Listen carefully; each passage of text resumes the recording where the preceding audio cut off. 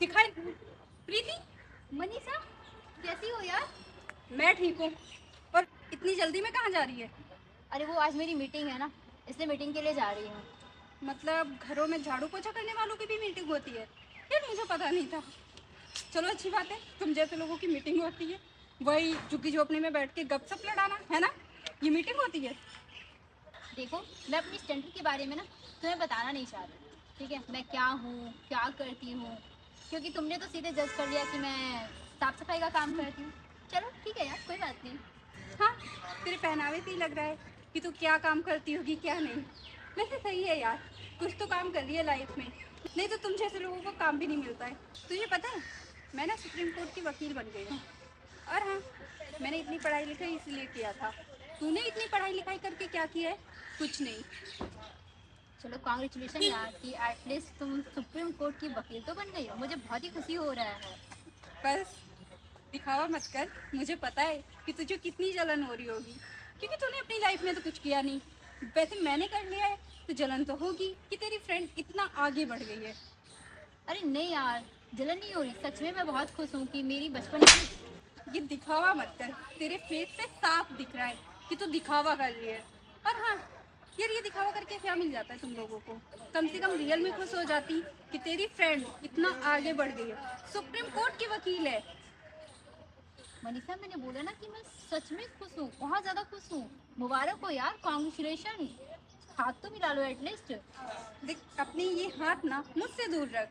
जिन हाथों से तू लोगों के घर की सफाइयाँ करती है, उन हाथों से मुझे टच करना चाहती है, लेकिन देख दूर रह। मेरी ड्रेस गंदी हो जाएगी। तुझे दिख नहीं रहा है कि मैं कितना रेडी होके जा रही हूँ? आज मेरी क्लाइंट से मीटिंग है, सॉरी जज से। जो नई जज साहिबा आई है उनसे मेरी मीटिंग है। तो तुम्हें ये नहीं पता मनीषा कि जज साहिबा जो आने वाली है उनका नाम क्या है, वो कौन है, कहाँ से आ रही है? अरे वो, उनका नाम क्या है मुझे तो नहीं पता है, बट आज मीटिंग थी तो मैं जा रही हूँ। आज वहीं पे पता चल जाएगा कि उनका नाम और एड्रेस, कहाँ रहती हैं कहाँ नहीं रहती। तो वैसे तुझे एक बात बताऊँ, जज लोगों से बना के ही रखो ना, वही फ़ायदा होता है।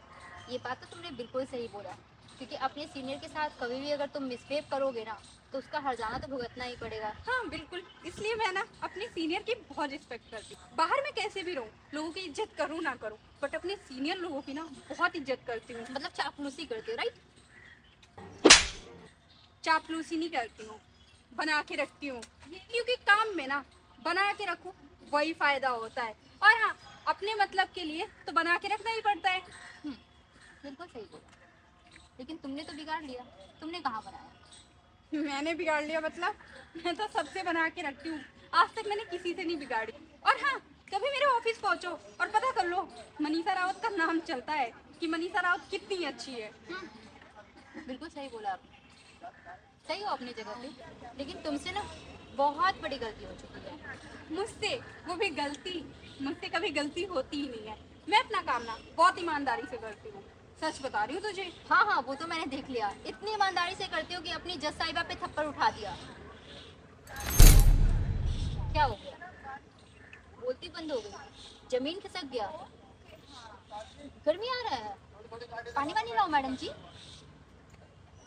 जस साहिबा, sorry please, I mean ma'am. क्या हुआ? आप तो अपना काम बहुत ईमानदारी से करती हैं, तो ये क्या हो गया? इतनी बड़ी गलती कैसे हो गई? और बोलते हो मैं हर जगह अपनी रेपुटेशन बना के रखती मैं हूँ। आपसे मीटिंग के लिए आ रही हाँ, आप मुझसे ही मीटिंग के लिए आ रही हैं। और जब मैं आपसे टकराई तो मुझे बहुत अच्छा लगा कि मैं खुद बताऊंगी कि मैं जज की पोस्ट पे आई हूँ यहाँ पे,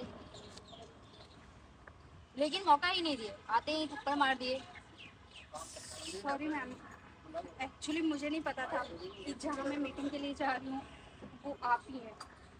चलो पता भी नहीं था, कोई बात नहीं। तुम्हें ये नहीं पता था कि मैं जज की पोस्ट पे हूँ, लेकिन तुम्हारी बचपन की तो दोस्त थी, दोस्ती के नाते ही कम से कम थप्पड़ नहीं मारना चाहिए था। अरे मामूली सा टक्कर लगा था, और रोड पे चलते चलते इंसान को टक्कर लग जाता है, इसमें कौन सी बड़ी बात है?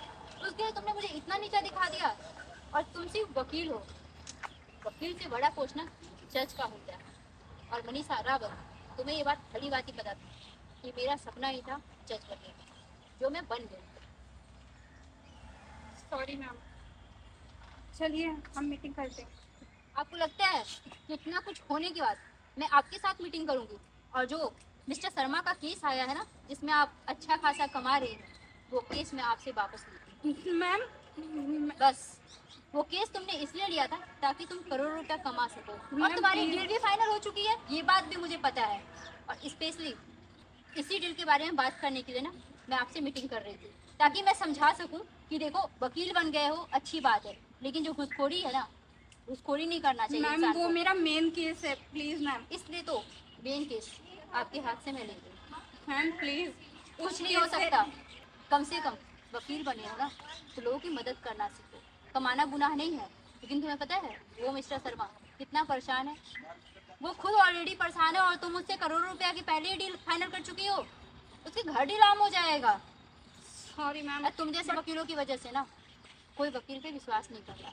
पता है लोग केस लड़ने के पहले बट क्या मैम, सोचते हैं? घूस तो सारे लोग लेते हैं ना, तो अगर मैंने ले लिया तो इसमें क्या गलत है? दुनिया अगर कुएं में कूद के मरेगा तो तुम भी मरोगी क्या? दुनिया गलत करेगा तो तुम भी गलत करोगी। अरे हम लोगों ने पढ़ाई इसलिए नहीं किए हैं ताकि लोगों से घूस लें। लोगों की सेवा करना ये बहुत बड़ा फर्ज होता है। और सरकारी वकीलों क्यों बदनाम कर रही हो? तुम जैसे चंद वकील ना डिपार्टमेंट को गंदा करके रखती हैं। लोगों का भरोसा उठ चुका है। लोगों को यही लगता है कि कोई भी अगर प्रॉब्लम आ जाए तो वकील के पास मत जाओ, वो प्रॉब्लम तो कम सॉल्व करता है, डिमांड सबसे पहले अपना रख देता है। और मैंने जो तैयारी की थी LLB की, उसमें भी तो पैसा लगाया ना, तो मैं ऐसे ही वसूल करूंगी ना। अच्छा, मतलब कि तुम LLB इसलिए की थी ताकि वकील बन के लोगों को लूट सको।